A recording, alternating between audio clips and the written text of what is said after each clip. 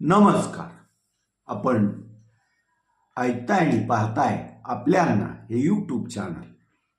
मी गणेश तुकाराम शिंदे आपणा सर्वांचं आपल्यांना या यूट्यूब चॅनलवर स्वागत करत आहे.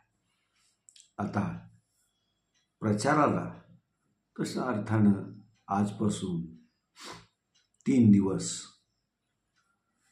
उमेदवारांसाठी राहिलेले आहे. निवडणूक आयोगानं उमेदवारांच्या सोयीसाठी आणि त्यांना जो कमी वेळ होता त्यामुळं आता मतदानाच्या आदल्या दिवशी म्हणजे 1 डिसेंबर रोजी संध्याकाळी 10 वाजेपर्यंत प्रचारास मुभा दिलेली आहे. त्यामुळं उमेदवार अगदी खुश झालेले आहेत की तेवढाच वेळ थेट किंवा मोठ्या जाहीर प्रचार आपल्याला करता येईल, यामुळे त्यांच्या आनंदात वाढ झालेली आहे. धाराशिव नगर परिषदेच्या निवडणुकीसाठी महायुती होईल असा सर्वांचा कयास होता, अंदाज होता. मात्र तसं काही घडलं नाही. त्याला कारण ठरलं भाजपनं योग्य अशा नगरसेवक पदाच्या जागा शिवसेना एकनाथ शिंदे पक्षाला सोडल्या नव्हत्या. त्यामुळं उमेदवारी अर्ज माघारीच्या शेवटच्या दिवशी शिवसेनेचे जिल्हाप्रमुख सूरज साळुंखे यांनी माध्यमांशी बोलताना भाजपनं आपला विश्वासघात केला आहे असा घणाघाती आरोप करत थेट भाजपचे जिल्ह्यातील सर्व आता झालेले असे तुळजापूरचे आमदार राणा जगजितसिंह पाटील यांच्यावरच आरोपाच्या फेरी झाडल्या होत्या. त्यामुळं मग आता अध्यक्षपदासाठी तर शिवसेना एकनाथ शिंदे पक्षानं उमेदवार उभा केलेला नाही आहे. त्यामुळं मग हे त्यांचे जे विविध प्रभागातून 17 उमेदवार निवडणूक बाण चिन्हावर लढवत आहेत, त्यांनी मग नगराध्यक्षपदासाठी कोणाला मत मागायचं हाही प्रश्न होता.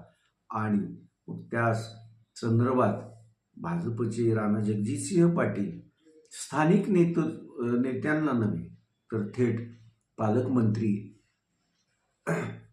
यांना संपर्क साधून याबाबत चर्चा करत होते. पालकमंत्र्यांसमोर पण तसा हे होता, कारण कळंब नगरपालिकेत शिवसेना एकनाथ शिंदे पक्ष आणि भाजप युती आहे. तिथं शिवसेनेच्या नगराध्यक्षपदाच्या उमेदवार सो कापसे यांना भाजपनं पाठिंबा दिला आहे.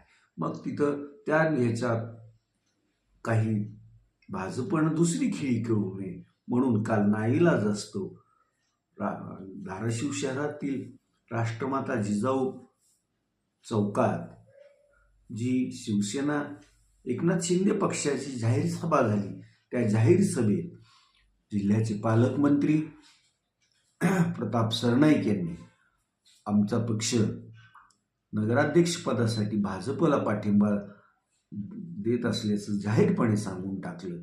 आणि एक प्रकारे त्यांच्या आणि भाजप जी कटुतेचं वातावरण होतं ते कमी करण्याचाही त्यांनी प्रयत्न केलेला आहे. काल रात्री उशिरा झालेल्या या जाहीर सभेला अनेक त्यांनी मार्गदर्शन केलं. त्यात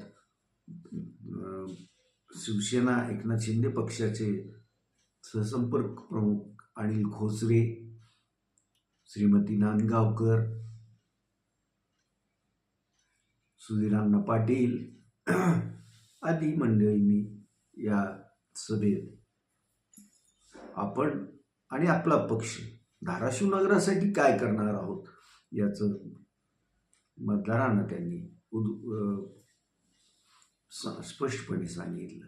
पण खऱ्या अर्थानं धाराशिव शहरात जो काही विकासाला वेग येऊ शकला नाही, त्यात शिवसेना एकनाथ शिंदे पक्ष पण जबाबदार आहे, भाजप पण जबाबदार आहे. कारण हे दोन्ही पक्ष सत्तेतील वाटेकरी आहेत आणि राज्यात सत्तेवर असणारं सरकार जे काही निधी शहरासाठी उपलब्ध करून देतं आणि त्यातून विकास कामं करून घ्यायचे असतात, त्यालाच या महायुतीतीलच पक्षातील तूतुमयमुळं स्थगिती आलेली आहे आणि त्यामुळं गेल्या 2 वर्षापासून शहरातील रस्त्याची कामं होऊ शकलेली नाहीत. हे धाराशिवचे मतदार विसरलेले नाहीत, हेही तेवढंच खरं.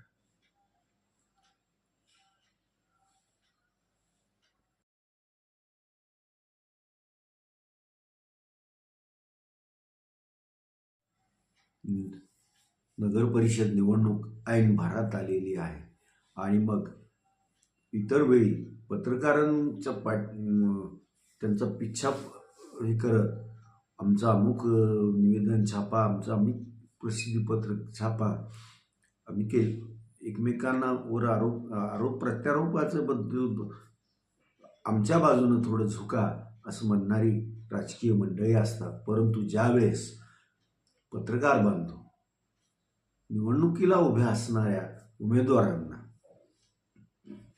त्यांची भूमिका काय, शहरासाठी ते काय करणार आहे, त्यांचं विजन काय या संदर्भात चर्चा करण्यासाठी बोलवतात. त्यावेळी मात्र सर्वच उमेदवार किंवा त्यांचे समर्थक बाजू मांडायला येत नाही असं नेहमी घडत असतं. काल धाराशिव जिल्हा पत्रकार संघानं मीट द प्रेस हा कार्यक्रम आयोजित केला होता आणि या मीट द प्रेससाठी धाराशिव नगर परिषदेसाठी निवडणूक लढवत असलेल्या 6 नगराध्यक्षपदाच्या उमेदवार यांना मीट द प्रेससाठी आमंत्रित केलं होतं. पण इथं त्या 6 पैकी अवघ्या 3 जणीच प्रत्यक्ष उपस्थित राहिल्या. त्या म्हणजे ॲडव्होकेट मनीषा साखरे, वंचितच्या सो वाघमारे आणि MIMच्या सो मोमीन या त्या 3 नगराध्यक्षपदाच्या उमेदवार मीट द प्रेसला उपस्थित होत्या. तर भाजपच्या उमेदवार सो नेहा काकडे यांचे पती राहुल काकडे हे तिथं उपस्थित होते. इतर मात्र सुसंगीता गुरव या आणि राष्ट्रवादी शरदचंद्र पवार पक्षाच्या परवीन खलिफा कुरेशी अनुपस्थित होत्या. मात्र खलिफा कुरेशी मीट द प्रेसला उपस्थित होते. यावेळी पत्रकारांनी त्या उमेदवारांचं विजन काय, त्यांची शहरासाठी काय ते करण्याची त्यांची मनीषा आहे याबाबत विचारणा केली असता त्या नगराध्यक्षपदाची निवडणूक लढवत असलेल्या उमेदवार महिलांनी शहरातील रस्ते, आरोग्य आणि शिक्षण याबाबत आम्ही आमच्या मनात आणि आमच्या पक्षाचं जे काय धोरण आहे ते धोरणाची अंमलबजावणी करणार असल्याचं मीट द प्रेस या कार्यक्रमात सांगितलं. या मीट द प्रेस कार्यक्रमाला पत्रकार संघाचे अध्यक्ष देवीदास पाठक,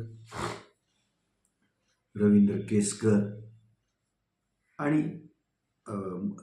मच्छिंद्र कदम आणि सर्व पत्रकार बांधव उपस्थित होते. आज आपण आता इथंच थांबूया. तुम्ही आपल्यांना हे यूट्यूब चॅनल सबस्क्राईब करा, लाईक करा आणि कमेंट्स पण नोंदवा. धन्यवाद.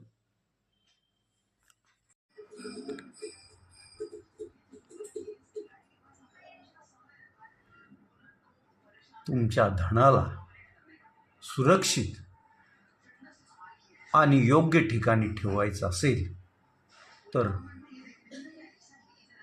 ते तुम्ही Swaraj urban cooperative credit society limited, Barshi, जिल्हा सोलापूर या संस्थेतच ठेवा. संस्थेचा पत्ता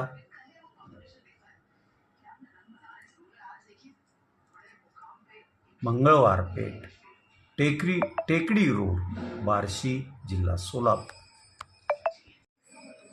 तुमच्या ठेवीवर आकर्षक असं व्याजदर, ठेवीला विमा संरक्षण, तेही फक्त Swaraj credit cooperative society limited Barshi येथेच.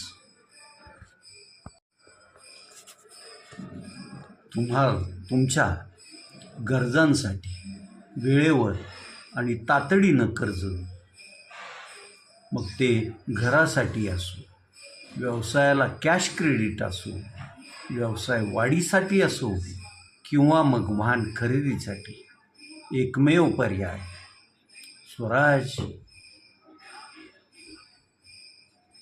Credit cooperative society limited Barshi. तेव्हा न चुकता, न विसरता योग्य ठिकाणी आणि योग्य संस्थेतच तुमचं धन सुरक्षित ठेवा. Swaraj credit cooperative society limited Barshi, जिल्हा सोलापूर.